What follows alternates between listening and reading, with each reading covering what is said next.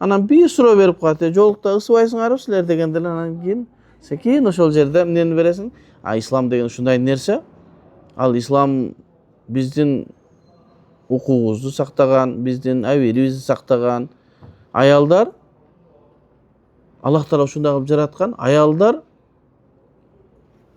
эркектерди өзүнө тартуучу кылып жараткан. Аялдардын туруусу эркекти өзүнө тартат.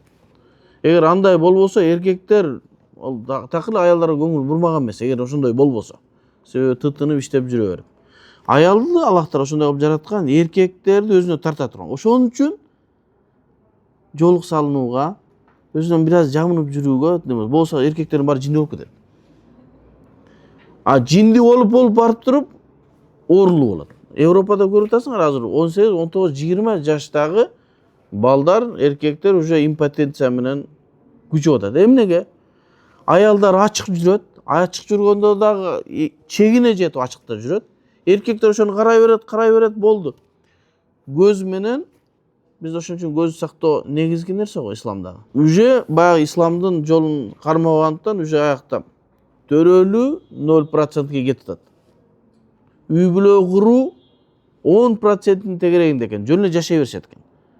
Анан кийин 1-2 жылдан жакпай калса анан кетип кала берет экен, болду. Нике кыйылгандан кийин, ЗАГСка тургандан кийин мал мүлк бөлүнүш керек деген түшүнүктөн качышат экен дагы. Мал жашоосу да. Демек ушинтип адамдарга акырындан түшүндүрүп, ислам мындай нерсе, ислам ошон үчүн биз аялдар ушундай, бизди ушундай кылып жараткан, бизди сулуу кылып жараткан. Анан биз ушуну кийинбесек, анда коомго зыян беребиз.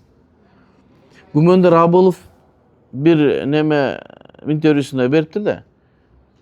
Бирөөлөр мини юбка кийип жүргөн болсо, сага эмне кылып атат? Сен ага аралашпа деди. Жок, мага зыян берип атат. Эркектерге зыян берип атат. Кандай зыян берип атат?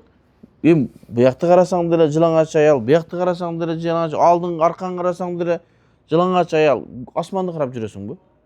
Демек коомчулукка зыян болуп атат. Оору. Ошондон эркектердин зинага баргандыгы, зомбулукка баргандыгы бардыгы ошондон. Себеби шахваты күчөйт, анан бир нерсе кылыш керек да. Анан чоңураак кыздарга мүмкүнчүлүгү жетип, анан кийин жаш кыздарга неме болот? Күчү жетет ага. Анан ошондон педофилия, башка нерселер ошондон болот. Ошон үчүн коомго зыян келтирбейм деген адам жолун салыныш керек. Уяттуу жерин жабыш керек. Эркектер колунан келишинче көзүн сактаса, коом илгери билесиңерби, 80бай, 90бай дегендер болгон. Азыр 20 жаштагылар үйлөнө албай жүрөт. 30 жаштагылар үйлөнө албай жүрөт. Демек, коомчулуктагы аялдардын орду бул ошол коомго зыян бербөө. Аялдардын жолугун салынып, сонун тыкан болуп жүргөндүгү эркектерге болгон жардамы да. Анан келечекте ошол эркектер анан баатыр эркектер болот. Анан баардыгы ачык жүрсө, эркектерге жөнөкөй эле нерсе болуп калат экен да. Кызыгуу жок болду, анан баардыгы ооруга түшүп калышат. Ошон үчүн жолук салынуу бул коомду сактоонун бирден бир нерсеси. Мысык ооба кыйналасыңар, бирок ошого агаңар, атаңар, күйөөңөр шарт түзбөшү керек. Силер мондай жолук салынгандан кийин такси менен жүрүш керек, машина менен жүрүш керек, шарт түзбөш керек. Ата энеге биз дават кылынбайт. Даваттын эрежелеринен ата энеге дават кылынбайт. Ата энеге сен кулук мүнөзүң менен, мамилең менен дават кыласың. Жакшы сүйлөйсүң, айт буйрук бес аткарасың, сөзүн неме кылбайсың, ата энең сүйүнө турган нерселерди кыласың, жасайсың, үйүңдү тазалайсың, кийимиңди тазалайсың, анын кийимдерин тазалайсың. Анан сенин жолук салынганыңан алар сүйүнөт. Кызым ушундай болуп калды. Угуп атасыңарбы?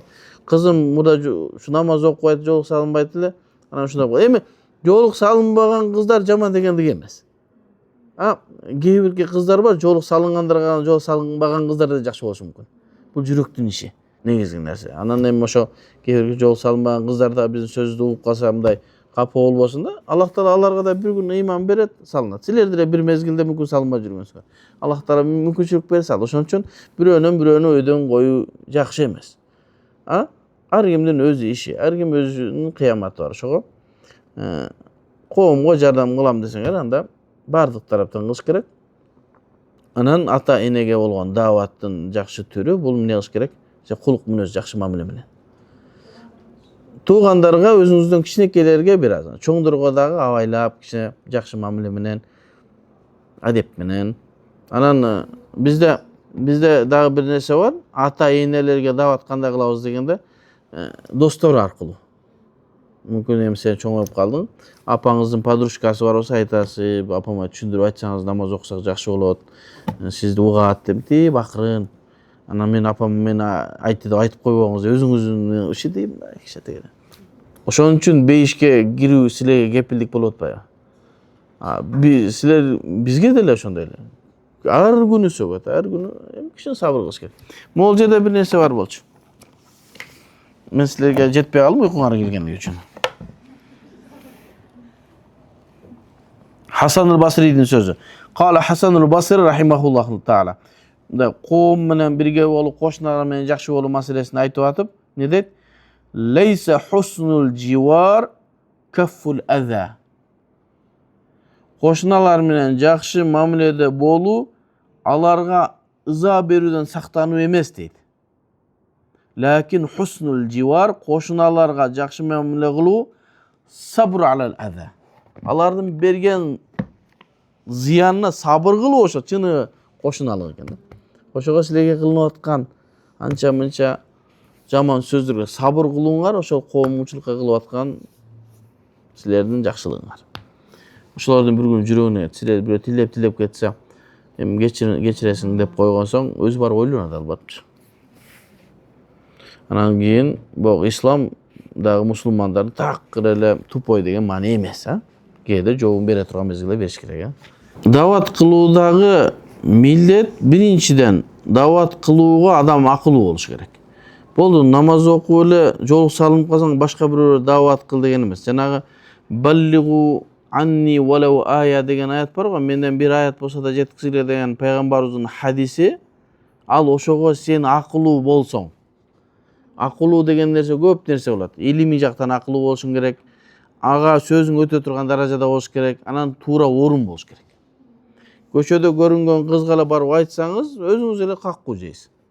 Мындай бир момент келип калат, мындай жакшы болуп калат, сиздин кийимиңизге суктанып келип калат, момент келгенде.